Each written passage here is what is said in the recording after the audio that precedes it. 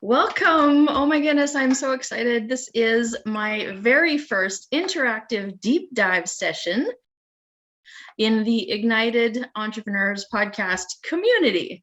And I reached out to my friend Peter, who's been on the show, figured out you were episode number 20 when I first got going almost 2 years ago now. So pretty amazing. So Peter is here today. He's going to share with us, hang on, I want to read it so I get it right. Why leaders and biz owners need to evolve beyond the New Year's Eve model of change. So Peter, I'd like to share quickly how we met, Please. And then I'd love for you to share, some of your background and just introduce yourself to the community. So Sure. Peter and I met, I'm thinking 3 years ago now, maybe. Right. It was, and we met in an NLP online community taught by Damon Cart, who's actually also a previous podcast guest. So maybe I can get him and Nate to come on one day as well. Sure. But we'll see. So Peter, thank you so much for being here today to take this deep dive with us. And I would love for you to introduce yourself and just share who you are and just the amazing things that you're doing in the world. Yeah, so Peter Schwartz and Jess and I met in Damon's group at the time. Actually, I don't remember if at the time I was coaching in the group, but at some point I was coaching in the group. Yep. And that group specializes in the role of beliefs about the self. And so it's kind of right up my my alley. And since I got into so I'll start way back. I got brought to personal development because of my own quote unquote stuckness. So chronic procrastinator. I used to joke, although it's not funny, that it took me longer to graduate college than Van Wilder because I was such a severe procrastinator. And because of that, and especially my inability to get myself to change, knowing that here's something I know that I have to do, and then, okay, I'll do it. But then when the moment comes, I keep pushing it off later and later and later. And at some point, I had a really honest look at myself. And I said, okay, wow, Pete, you're not in integrity with yourself at all. You say you're going to do something, and then you don't do it. And for me, that was really crushing to my self-esteem. So there's a saying from Steve Andreas, actually, that upward or positive beliefs tend to become upward spirals, and negative beliefs tend to become downward spirals. And that was true for me. So this procrastination led to low self-esteem, which led to social anxiety. And so before you know it, I had a lot of stuff. It was just a lot to learn and work through. And I tried a ton of modalities. I tried therapy. I tried hypnotherapy. I went to all the conferences. They checked all of my past lives, and what ended up actually working for me was understanding how our beliefs influence whether or not we take action, how our beliefs influence how we feel, what state we're in. For example, I see choosing joy is in the background, right? Jess is such a good model for that. And how our beliefs influence whether or not we have joy or whether we have whatever it is. And so very quickly, I start to bring this to the professional space. And I start coaching at first the wide audience. And then at some point I transitioned into working with small business owners, solopreneurs. And I noticed during a period of time, I had done some research. And I think about 2.5 months, I was interviewing small business owners. And I was curious about what's the difference between the business owners who are absolutely crushing it and the business owners who are not. And I found a dividing line down the middle was this word consistency kept coming up. That the business owners who consistently got themselves to do the right things, they consistently did their key revenue generation. Those business owners, they still had problems, but it was a much better class of problem. So for instance, those business owners said things to me like, Pete, I have more leads than I know what to do with. I have more cash coming into the company. That's all good, but I have problems of scale. How do I grow my infrastructure to be able to handle all the clients who want to work with us? Whereas the people who weren't being consistent, their problems were, I don't have enough cash flow. There's not enough leads coming in. And so what I started to look at is these people who are not being consistent, what is it that's preventing them from doing that? So you mentioned the New Year's Eve model of change. And I actually stole that from the ITC community, the Immunity to Change community.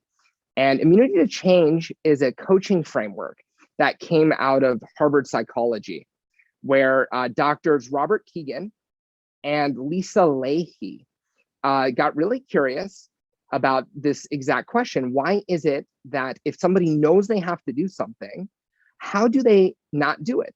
So you have a stated commitment. My commitment in 2022 is to do X, Y, and Z, but all of their behavior seems to contradict whatever that commitment is. And so they started to get curious about it. And some of their experiments blew me away. So for example, they took patients who had heart issues, and they had the patients go see their doctors.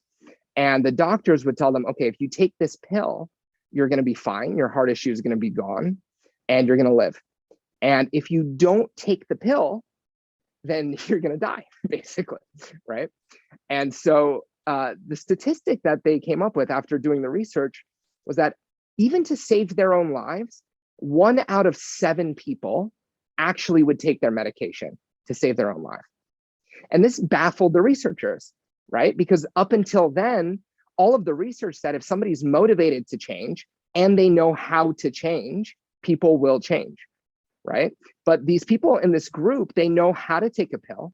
They know they're motivated to take a pill because they don't want to die, they want to live. And still only 1 out of 7 is actually changing. So that created this movement for Robert and Lisa. And they started to look at, okay, what are these psychological factors that are preventing people from doing and making these changes that they know that they have to? And so, yeah. That is kind of blowing my mind. Like, I get it around things where maybe you don't want to change and there's that resistance, right? But when you're faced with the possibility of death, like, I was actually, when you said 1 out of 7, I was really shocked. I thought 1 out of 7 the other way, right? That even still 1 out of the 7 wouldn't take it. But when you said 1 was the only one that did, I had a moment that really shocked me. Yeah. And so they wanted to know, what is it that's going on here? Why is it that if, let's say, I have this goal and I'm not taking action towards it, what's actually going on? And so what they discovered is a model that they call the Immunity to Change model. But within that, they discovered that people have what they would call competing commitments. So if this individual, they're supposed to be taking their medication, and you start to ask questions to figure out, well, if you do take your medication, what is their underlying worries or fears or anxieties about actually taking this medication? And you would start to hear things from these people, like, if I take this pill, then I'm going to feel like an old fart because I have to take this medication every day, right? Or if I take this pill, that means I'm identifying as somebody with a heart condition. So they had this unconscious association with the action that they were committed to not doing. So they were more committed to not feeling like a quote unquote old person who has to take their medication. They're more committed to not identifying as somebody who's sick than actually doing the thing that will keep them both young and healthy. And so those competing commitments are unconscious. And then through the framework, you start to make them conscious and then discover what are the assumptions that this person's making that actually make those competing commitments make sense. Wow. So, the whole idea of identity is really that powerful. For sure. 100%. Right? Yes. Yeah. So when you were talking about this, what came up for me is the idea of secondary gain, which I know you're familiar with. So same idea, right? It's like all the things that you are still actually gaining by not doing the thing, right? 100%. Yeah. So I'll give you an example. I worked with a solopreneur, And she was a model and she wanted to transition into being a coach. And so she could not, for whatever reason, get herself to make content, right? So she knows she needs to be posting to grow her coaching business. And she came to me because she had just had a breakthrough month in her business. She made $12,000, or it was her best month yet. And then she stopped all of her activity. It just fell dead. And so a month goes by, another month goes by, and she's not doing anything. So we start to use the framework to uncover what's going on. And there was a fear that if she grew her coaching practice, she would not get any more modeling work as a result of that. So she had a commitment to still being able to get modeling work, but she had this unconscious belief, this unconscious assumption that as I grow into this coach, the people who would hire me for a modeling gig are going to see my motivational, inspirational, all this stuff, and they're not going to want to hire me for a modeling gig. And then ironically, she also had the flip, which is if I post modeling content, people won't take me seriously as a coach. So she locked herself into this nice double bind where damned if she does, damned if she doesn't, right? And then once those become conscious, there's a lot of ways to change the assumptions, a lot of ways to change the beliefs. And changing them once you become aware of them is actually the easy part.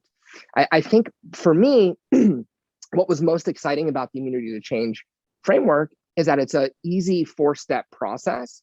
And the 4 steps have a very precise criteria.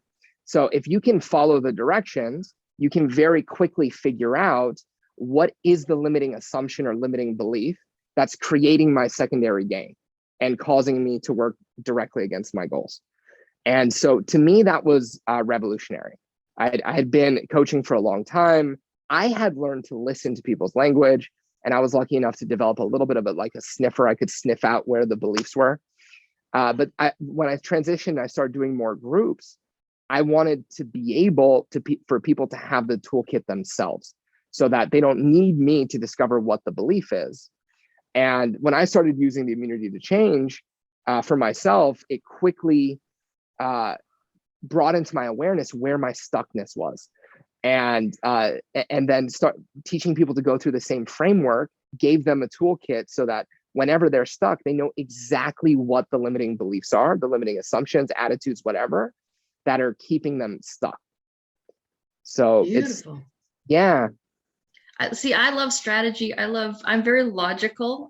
I've got that kind of a brain where it's like, I love to see the steps, right? Yes. So I when somebody comes and presents me with, okay, this is what I see, this is what I hear, this is what I think is going on, and then let's try this and this and this, that, oh, I love that kind of stuff. So so Immunity to Change, is this a community that you've become part of, something that you're now teaching? Like, how are you involved with that? Or is it just an area of study for you? So I'm a facilitator. I got certified. I'm actually signing up to get certified to do it for groups as well. But if you like the info, you can check out the book, and anybody can go to them and learn how to do it. If you want to, I have some slides I can share what the actual process looks like if it's useful. That would be amazing. Can I share screen? I can definitely let you share screen. Let's see. Cool. See if you can do it. Okay, let's try. Okay. There you have it. Yeah, so you should be able to see an immunity map here. And so these are the 4 columns, right? And if we want to walk somebody through an Immunity to Change, we start on the left with their improvement goal.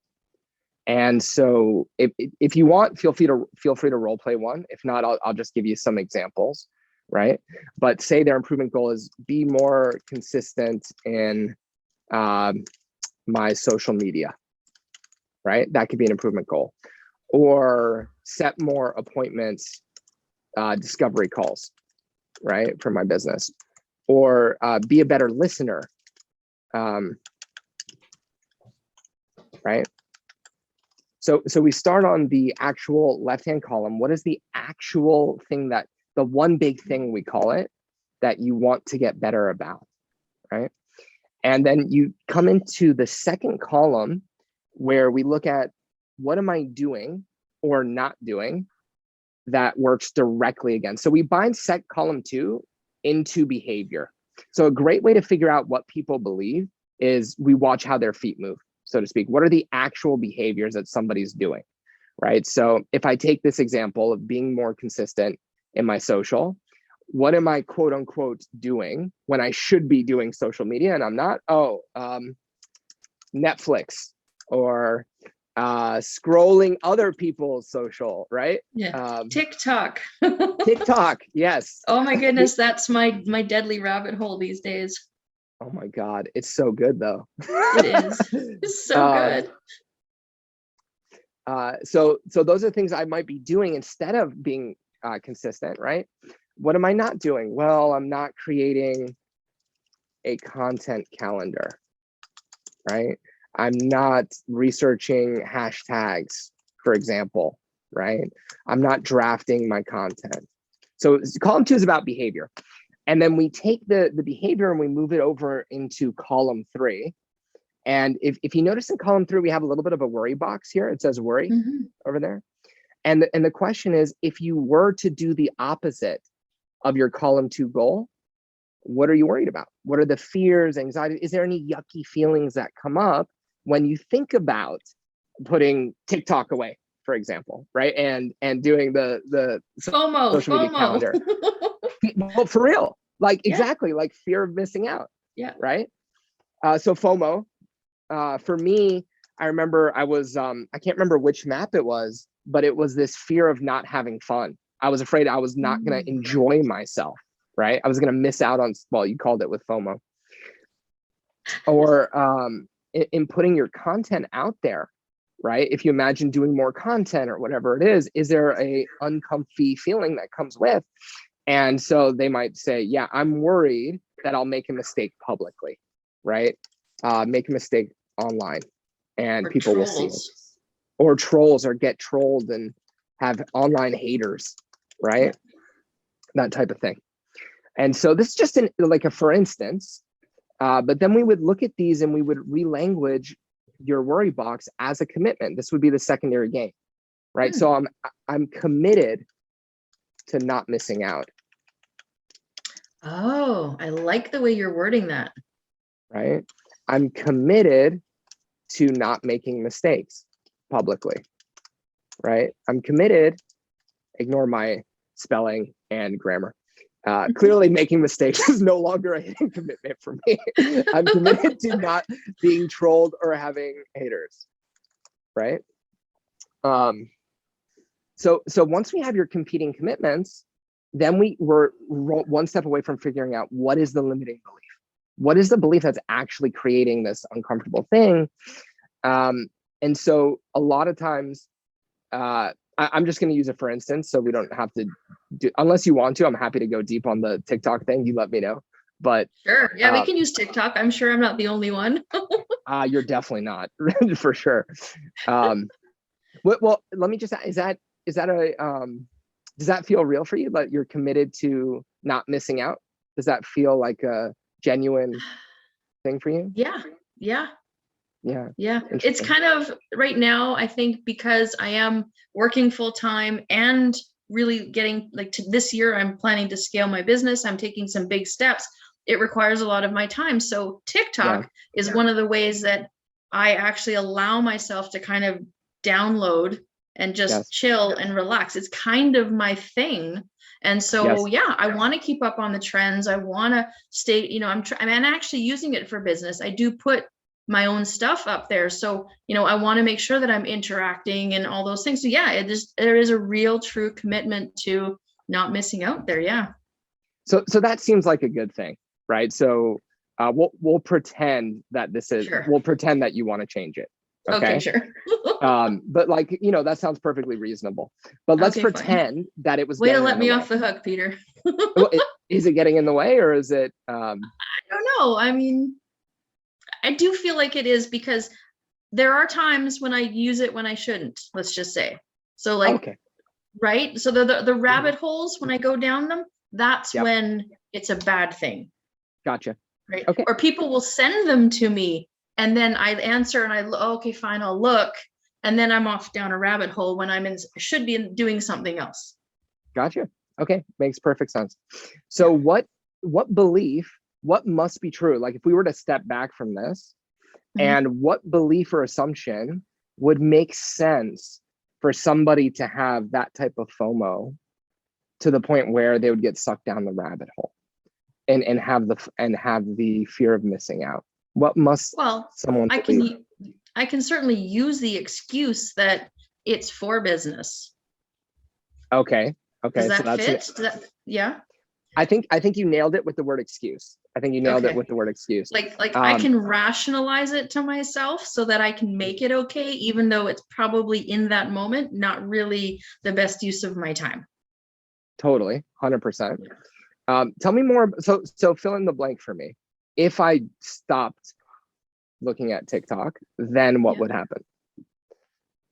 I would probably get more done on my business.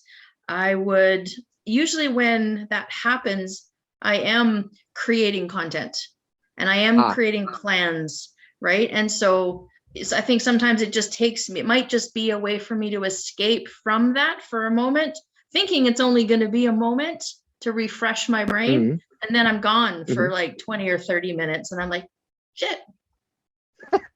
So speak from the FOMO. Like if you're having the FOMO, if you were to put the TikTok down, then what would the FOMO say? Well, because I want to see how many more followers I'm getting. So I'm doing it from the business side of things. From the FOMO comes from the business side, where it's like, okay, I need to keep up on the trends. I want to find something that I can do, because I put up my own like YouTube videos, but I also want to have people see me as me. So I do some of the silly, singing and things. I haven't quite gotten to the dancing part yet, although I did make a commitment this year that my fitness thing is going to be to teach myself to shuffle. Like the techno shuffle? I'm going to videotape myself all the way through the process as a TikTok thing. So nice. Yeah. So again, it's like I can rationalize that I'm doing it for business because I need people to see that joyful, fun side of me along with the business side. Is that so? Totally. Okay. We're right there. Okay. So if I don't do that, then what would happen? Well, then I may as well just give up on TikTok, because then it's just entertainment.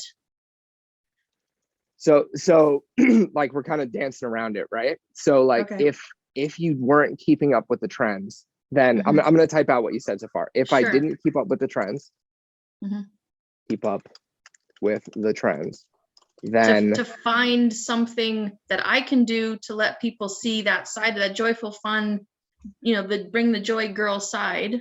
Yes. Then it would just be all business and it wouldn't be any fun. Perfect. Right.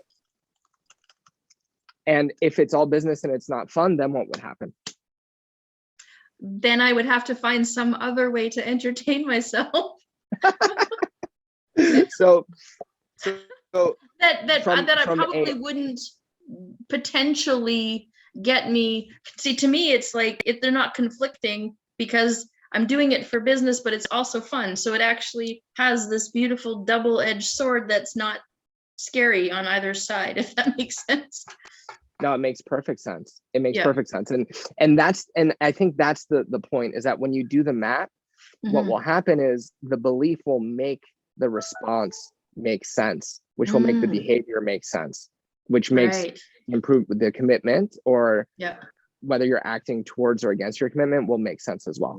So this assumption to me makes perfect sense as to why that would create FOMO and why it's easy to get lost in rabbit holes, right? Because I get to have fun, and the deeper I go into a rabbit hole, right, then the more fun ways I get to share that part of myself with my audience, and then business is fun, right? So and clearly I'm all about fun, so 100%. Yeah. So any questions about the map or any of that? No, I love this. I love like the step-by-step awareness that it creates, right? And so Yeah. as much as, I mean, obviously it's way better to work with somebody like you who can pull it out. But if somebody wanted to do this on their own, like it's so well laid out, I think it's brilliant. Yeah. And there are, like, this is a blank map because I know the criteria, but there are criteria for each column. So Right. for example, if somebody reads the book, you'll get the criteria for each column, right? And they'll tell you exactly how to fill it out and all that stuff. I think probably for us, because this is kind of our world, it's a little bit easier to hear the assumptions and stuff like that. Right. Tanya, but feel free to chime in. This is meant to be interactive, not just me and Peter. So feel free. Awesome. So as a coach, I can definitely, we're all on the same language page.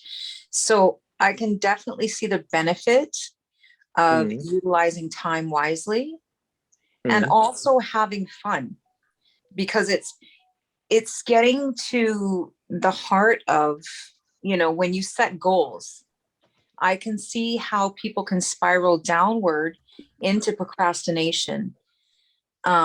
You know, like you were just describing there, I took some notes with, you know, making commitments and behaviors and seeing how this can really identify where you lose track of what you're trying to do and why businesses fail.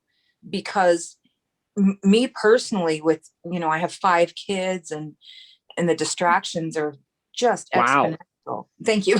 And so, you know, Jess, how we met, I hired her as a coach. And so it was like the goal setting for me was huge and the accountability was huge. And now hearing you talk about how to get this, you know, the science of really making, you know, change and the immunity to change, and where this brain science comes in to why we're change resistance. Yes. And how we need to be change agents, and switching that over into this, why we do what we do. I'm a behavioral scientist. So I look at things like, why do people do what they do? I'm so looking forward to reading this book because Jess knows I'm a huge nerd. So I look at this model, and now I have to go and buy this book, obviously. But as she knows, I'm like, oh, wow. I'm so glad I joined you tonight, because I can identify at least 10 areas of my life where I do this.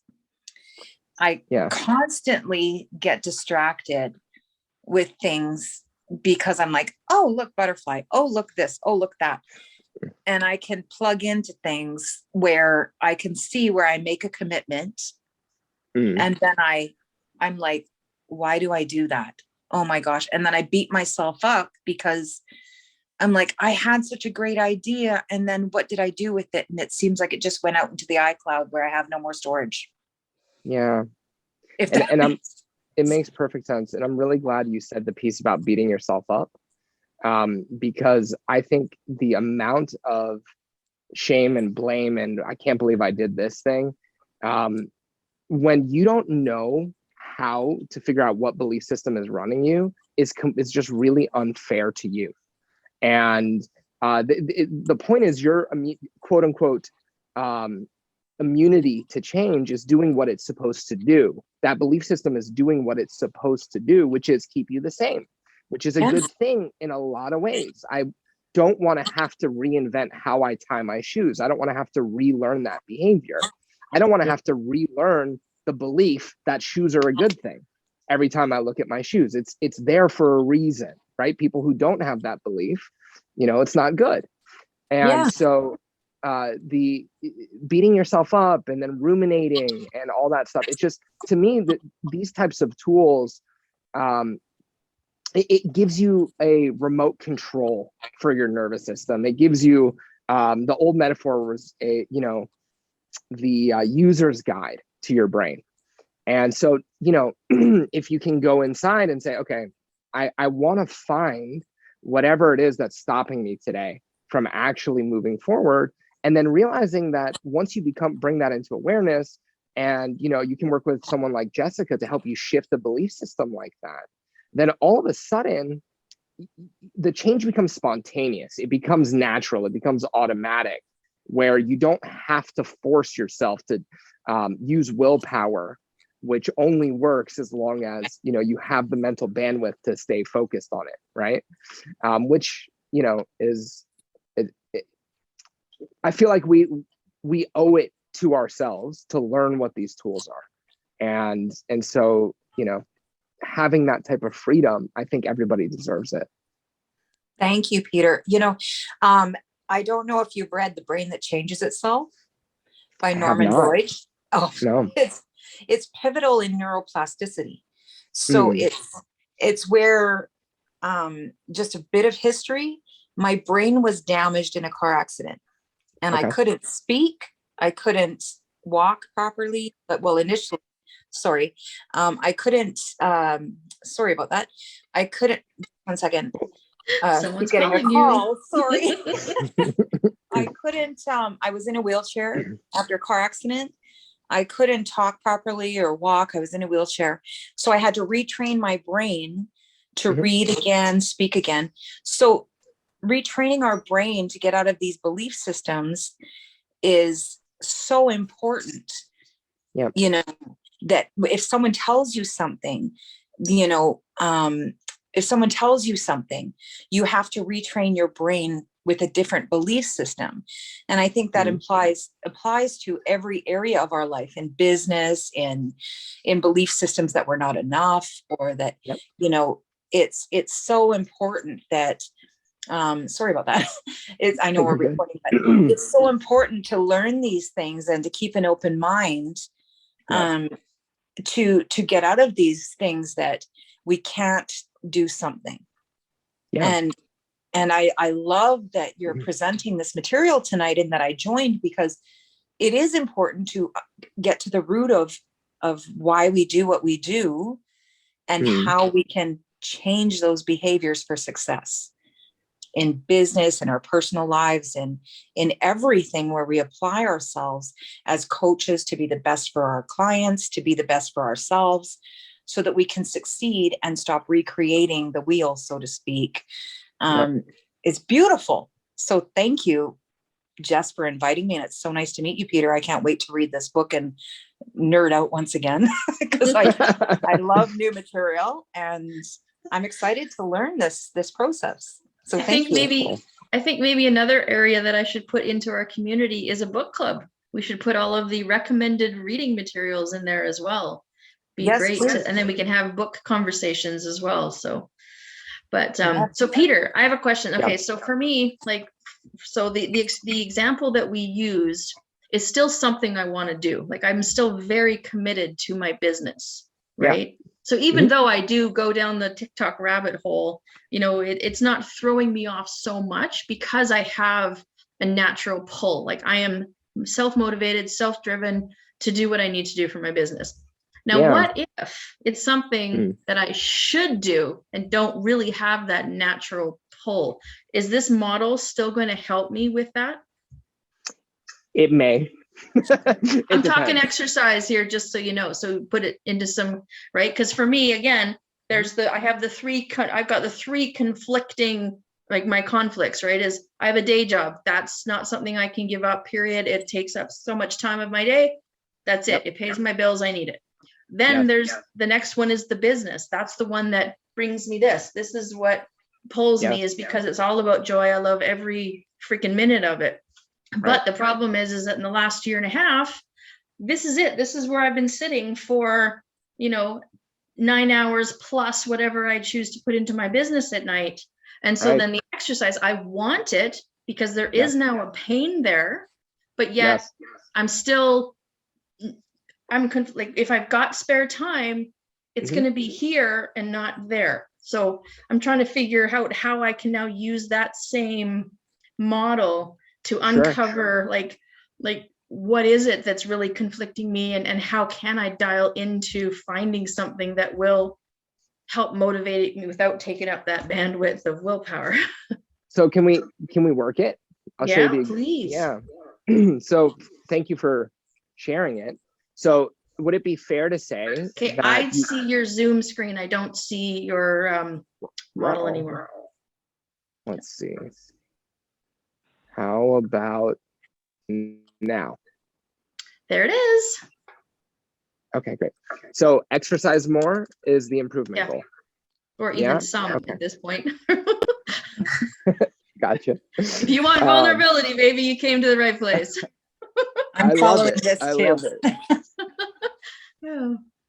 So break it down for me in terms of real world behavior.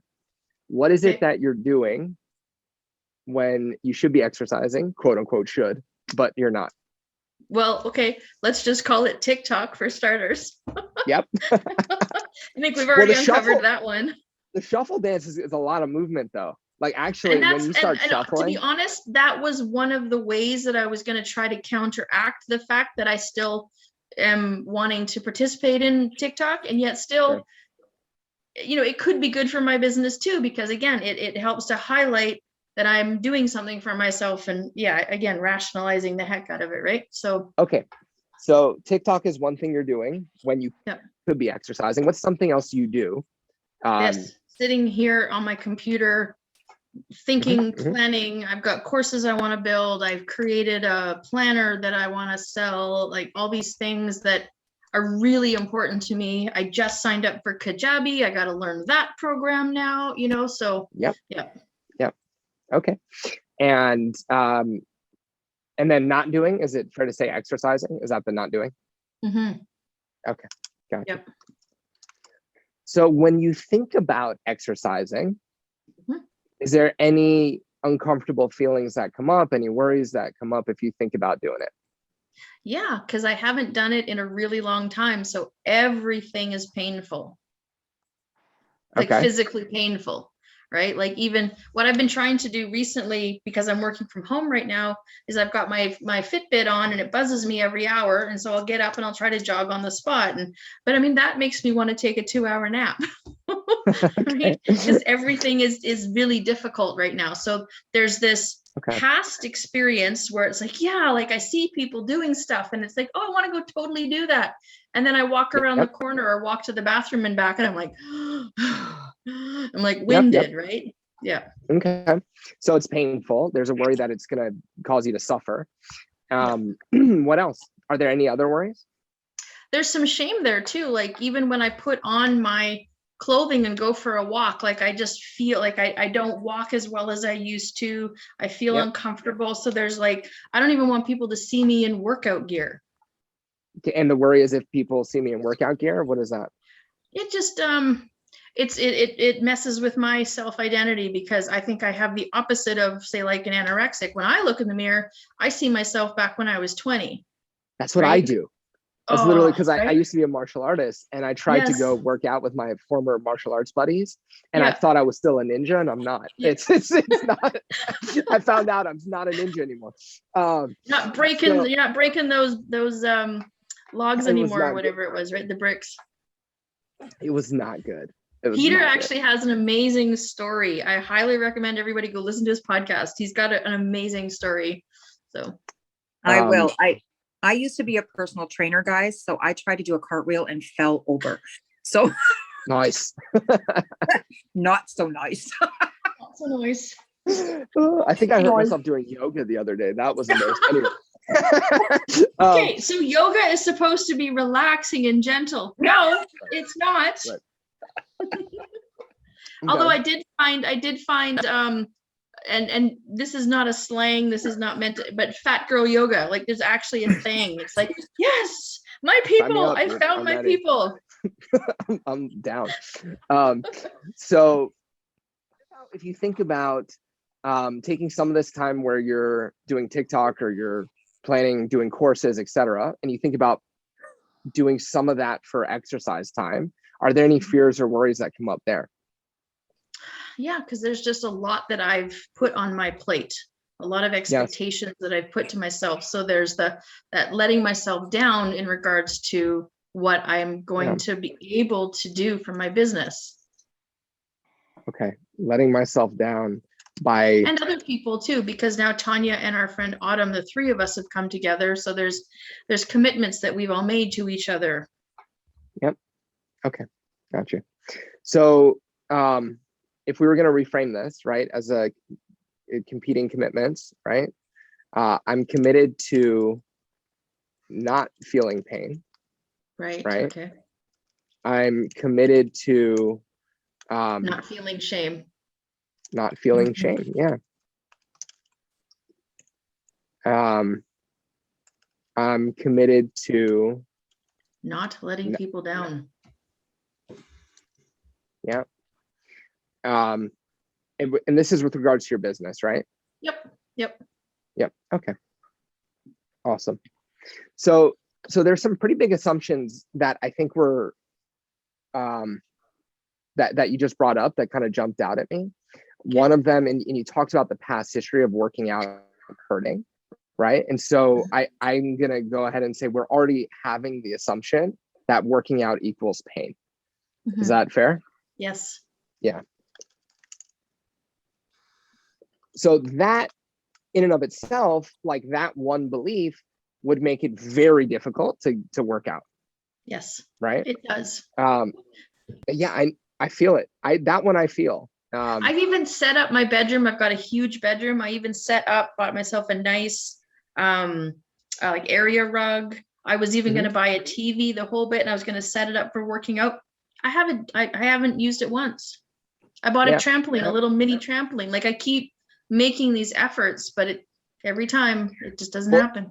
Maybe I don't know. I think we talked about it last time, right? But what do beliefs do? Beliefs create filters, right? They turn on and off our skills and abilities, and they create self-fulfilling prophecies. So if I have a belief that says working out equals pain, number one, I'm likely to sort for pain when I'm working out, which is not necessarily useful. Then also turns off my ability to think about how am I going to work out in a way that feels good, right? I'm not even having that thought. And then third, I'm creating a self-fulfilling prophecy by not working out so that when I do work out, it hurts more, right? And I know I'm speaking to the converted. And so yeah, I love but that. Damon had a guest on, and my favorite quote, I can't remember who the guy was, is you cannot read the label from inside the jar.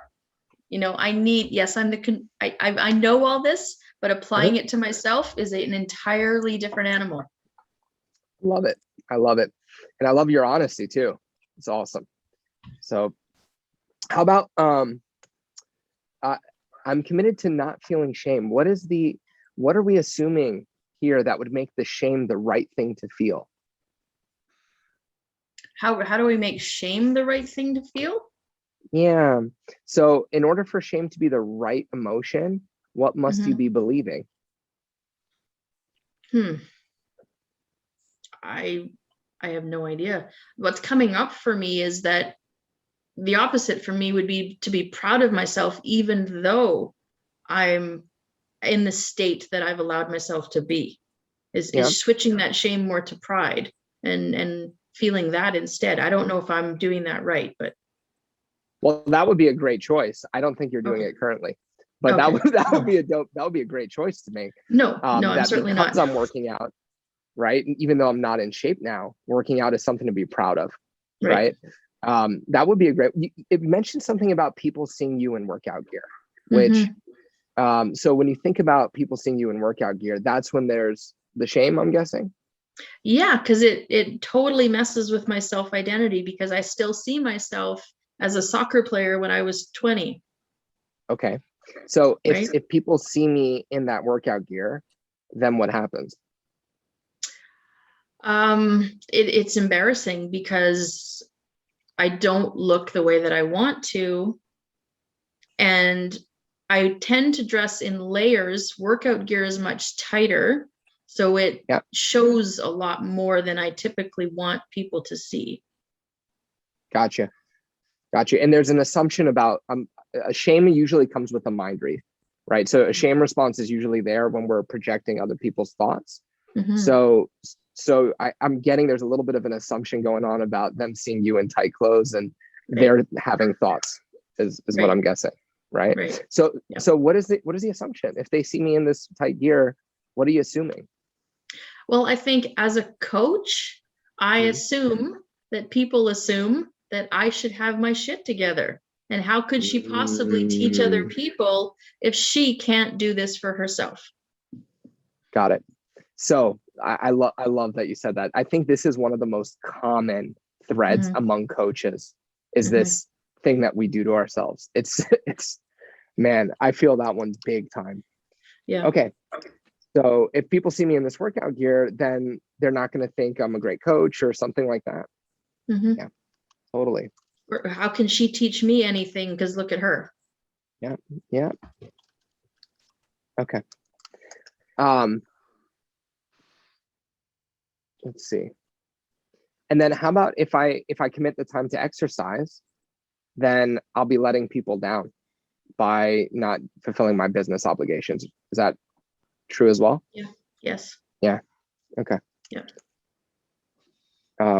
I don't feel like there's I love the idea of and as opposed to or, but yet in this, because of time constraints, I feel like this is where there's a huge or factor in my life. Like I haven't yet figured out where I can have both and feel like I'm doing either one of them well. So I choose the one that pulls me the most. So this was a glorious demo. And so if you understand the nature of beliefs, right? Like, so if I believe this, that working out equals pain, if I believe that working out means I'm going to get embarrassed and people won't think I'm a good coach, if I believe, and logically we know it's not true, but unconsciously it kind of feels real on some level, right? Oh, I feel it when I'm saying it for sure. So yeah, for sure. And that's how you know we found the good stuff. That's what it feels real yummy. That's the good stuff. Oh, it's yummy, baby. It's yummy. Yeah. Somebody told me one time, that's for another podcast, but if I work out, then I'm letting people. So if I have these beliefs, right? And beliefs turn on and off our perceptual filters, right? So it's going to turn off your ability to work out in a way that feels good, right? You're going to be sorting for, if I do this, then I'm going to let people down, blah, blah, blah. It's also conflicting with your identity as an athlete and as a coach, right? Of course, you're not working out.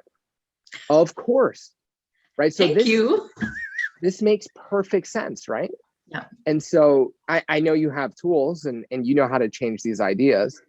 And so once, the author, he says there's a difference between looking through a belief system and then looking at your belief system. Ooh. And what we get to do now is when we put the map on paper like this, we get to look at the belief.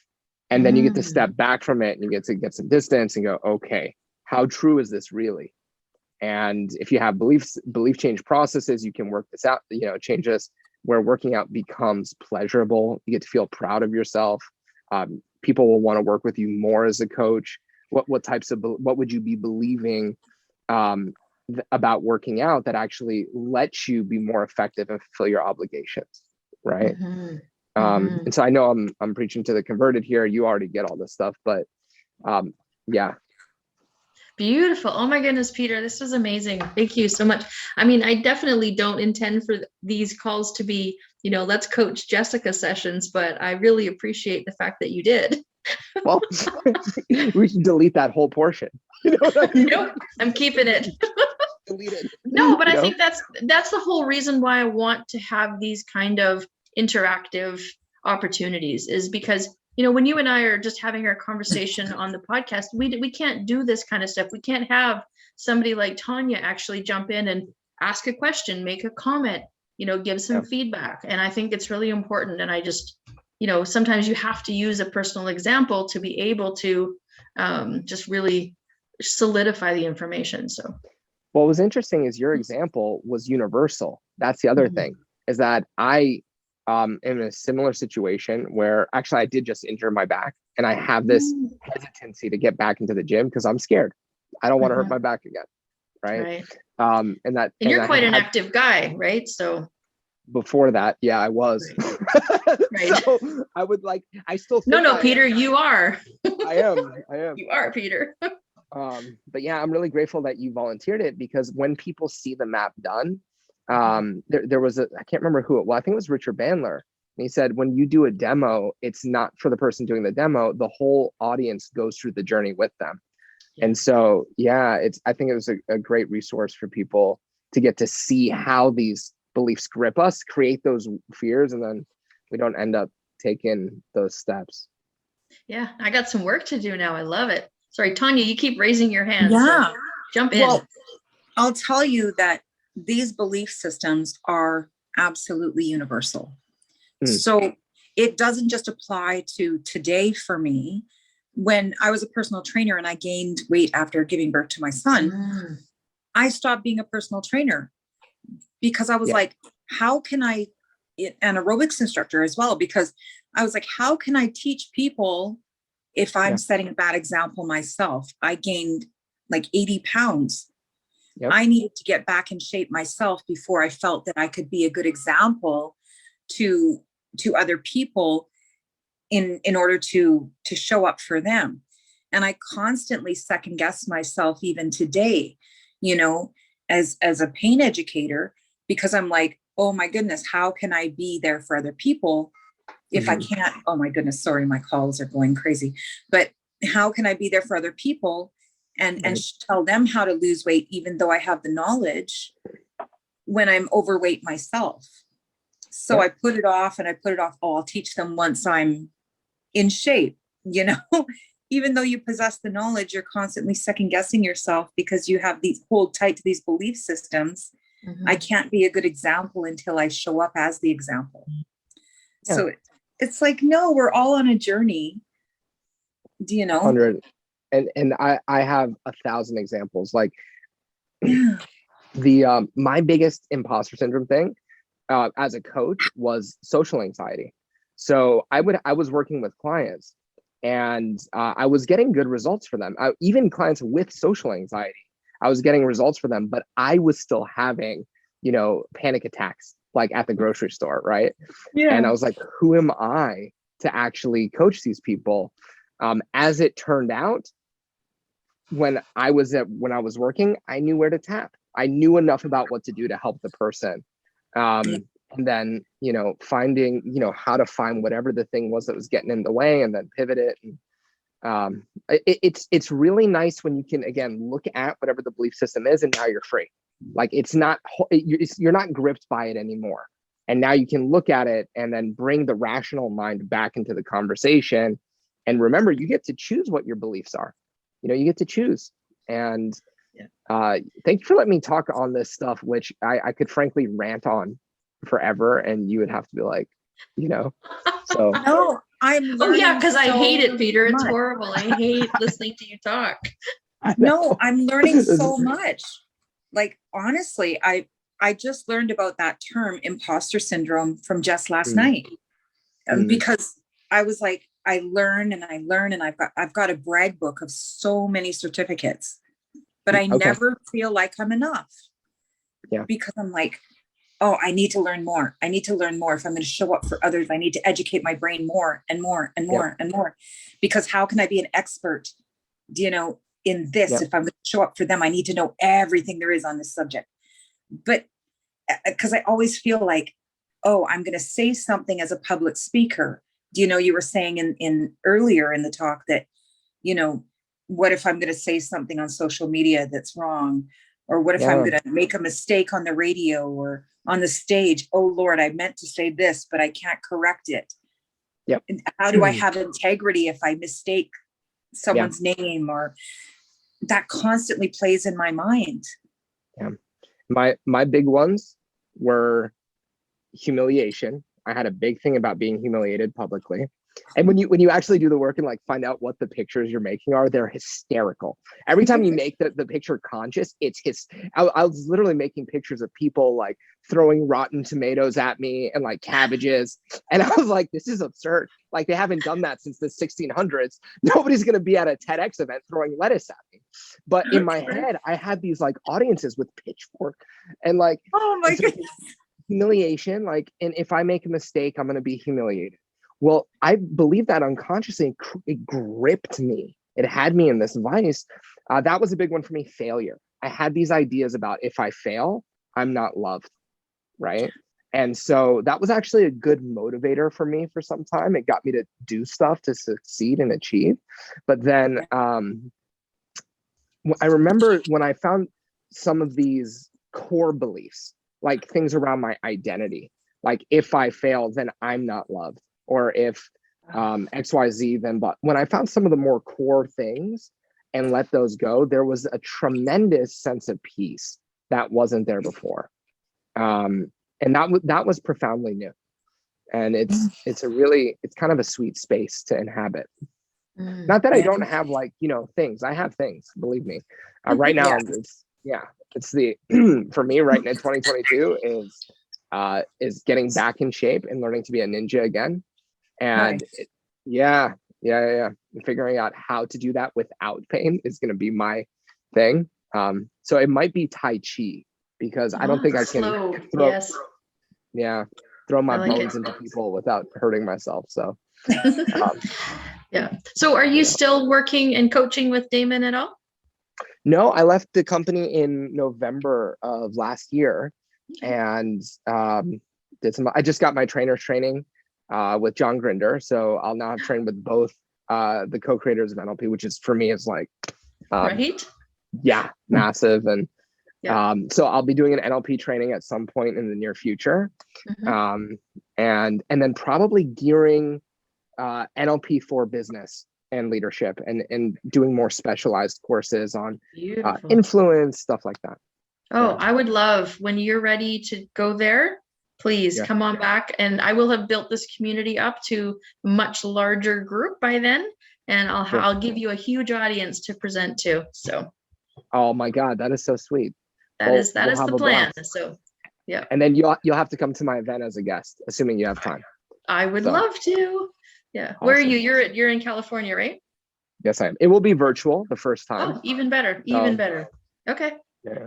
Cool. Love that. Okay. So Peter, so you are certified in this ITC. So if somebody was interested in not just doing this on their own, but actually working with you, because honestly, I'm going to tell you right now, when I looked at that, it's not this, like when you were pulling it out of me, so much better. So, I mean, I would think that people would want that, because I truly believe that I still, like, you cannot see the label, right? Like you need somebody to pull it out, to see the things that you don't see, to read the body language, to hear the words, like you were picking out words that I was saying, right? So how do we get a hold of you? How would somebody work with you to do that? Yeah, so my email is arrive@myhighestpotential.com. My website is myhighestpotential.com. And the contact buttons go directly to my calendar. So if you're on my website and you go to contact, it should take you to my calendar availability. And then people can book like a 40-minute intro call. And if they saw this and they want to do their map, what I'll do is on that call, we'll just work their map and we'll figure out what those beliefs are for them. Wow. Amazing. Okay. That's incredible. Thank you so much. And again, I am blessed to have you in part of my community. And so thank you so much for agreeing so quickly, just like, yes, of course, what do you need? So I appreciate that. And right back at you. If there's ever anything that I can do for you, I'm here for you as well. So thank you so much, sincerely. And awesome. I love every time we get to connect. And Tonya, nice to meet you. Nice to meet you too, Peter. Awesome. I look forward to seeing you in the future as well. Any last questions, Tanya, before we let Peter go? I'm so looking, I wrote down your email address, and I'm so looking forward to connecting with you as well. I'm from Guided Path Wellness, so expect an email from me to connect. And I'm a pain management educator. And so very cool. Oh, so maybe you've got some advice for Peter for his back. Yes. We gave a talk last night on the environment and your pain. So I used to be an aerobics instructor and fitness leader. So definitely I do all kinds of things and talk on educating people about pain. And so would love to connect and have you on one of my podcasts in the future. And that would be a blast. And I want to know everything you know about pain relief, because I was listening to a podcast on pain and hypnosis. And so it opened this like growing curiosity for me about absolutely. Unfortunately, the one thing about finding your niche, and I really do love like the area that I'm in, is that there's all these other cool things that I want to explore. So Yeah, I'll let you That's fill why me you in. collaborate with people. That's what Tanya and Yes. I and my friend Autumn, our friend Autumn has, because we all three of us, we come to the table with very different experiences, but they all complement each other extremely well. So yeah, Kind of cool. Kind of cool what very you're up cool. to. Yeah. excellent. I would love Awesome. to talk to you about that. And so I'll be in touch and we can have a conversation about pharmaceutical-free pain management. Excellent. All right. That Yeah. sounds fun. All right. If Excellent. nothing So else, nice to I'm meet just glad you. the two of you guys got to meet. So Thanks, Jess. awesome. All right. Thank you very much, you guys. And Peter, if you'd like a copy of this, I'm happy to send it to you. Up to you. Yeah, that'd be awesome. I'd Okay, appreciate it. great. you. Okay. Bye for Bye. now. Thank you, everybody. Bye. Thanks. Thank you, Jess.